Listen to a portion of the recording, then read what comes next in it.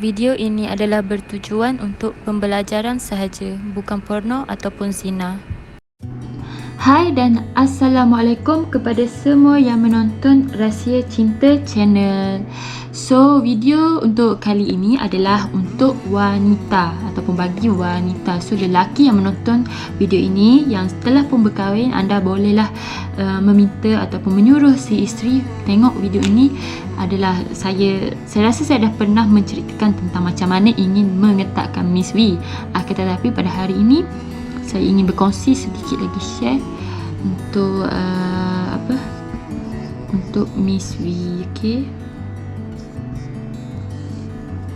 So, memastikan Miss V kita dalam keadaan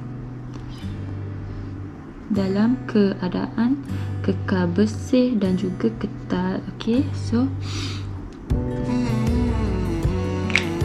So macam mana cara dia? So seperti kita tahu, bila Miss V kita ketat, suami kita pun akan rasa makin sayang kan. So sesetengah lelaki bila diorang rasa macam Miss V tu dah longgar, kedudukannya pun dah tidak sama je posisi yang kita lakukan pun sama. Akan ada juga lelaki yang terasa puas. So kita tak naklah macam tu ya. Macam bila kita ingin melakukan seks bersama suami, si suami macam ada alasan menolak ke apa, okay? So antara salah satu faktornya kerana apa? Kerana Miss V longgar, okay? So kita tidak boleh salahkan juga si isteri. Kerana apa? Kerana ianya akan longgar kerana kerap melakukan seks, okay? So ini juga faktornya usia, okay? So bila kita kerap melakukan seksual ni, Miss V kita akan jadi longgar, right? So akan tetapi ada sesetengah juga mengatakan ianya tidak menjadi faktor pun sebenarnya bila kita melakukan kerap, kerana Miss V kita bersifat elastik dengan fleksibel, okay? Akan tetapi bila saya menulis kerana apa ianya longgar, kerana kita melakukannya dengan kerap, okay?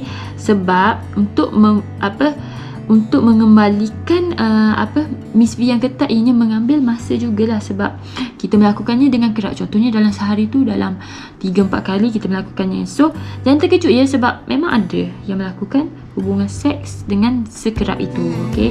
So seterusnya adalah sebab usia. Seperti yang saya cakap, usia. So bila memasuki dalam 40-an, dalam 36 ke atas, 35 macam tu, ini akan menurunkan kadar estrogen dalam tubuh badan, dan ini akan kita sebagai wanita, kita menghampiri fasa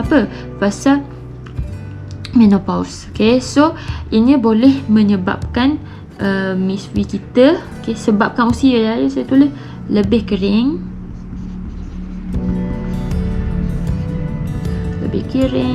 nipis,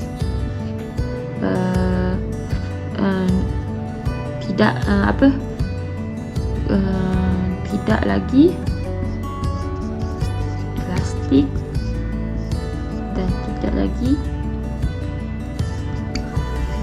fleksibel seperti yang saya ada terangkan pada hari tadi, okay? So perubahan-perubahan ini akan terjadinya bila anda mencapai menopause, okay? So kita sebagai perempuan memang kita tidak lari daripada benda-benda yang macam ni, okay? So seterusnya adalah faktornya adalah kelahiran bayi, okay? So selain pada faktor kerap melakukan seks, usia, faktor ini kelahiran bayi juga adalah menyebabkan faras kita longgar. So ianya kerana otot di faras kita ni dah merenggang secara maksimum, dan sepertinya kita dah boleh mengeluarkan bayi daripada saluran kelahiran. So ianya memang menyebabkan Miss V kita akan longgar, okay? So ada juga yang melakukannya. So, cara-cara kita nak merawat adalah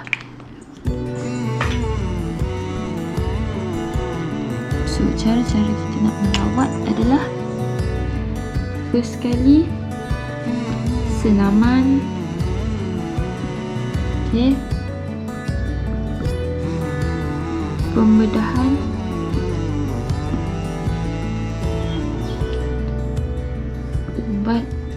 Ubatan.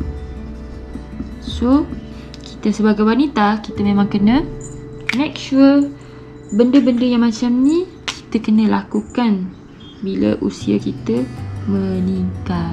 Okay. Kita boleh melakukan senaman seperti yoga ataupun senaman yang boleh menguatkan lagi otot di bahagian faras kita. Ada juga, jangan terkejut ya, ada juga yang melakukan pembedahan. Okay. So, yang satunya, yang ketiga, kita boleh memakan jamu yang khas memang daripada farmasi ataupun kita boleh memakan ubat-ubat. So, dengan cara ini, ianya boleh membantu Miss V anda lebih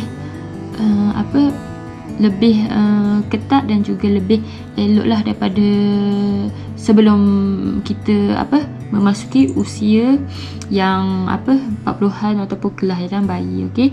So, itu saja untuk hari ini. Terima kasih kerana menonton. Bye bye.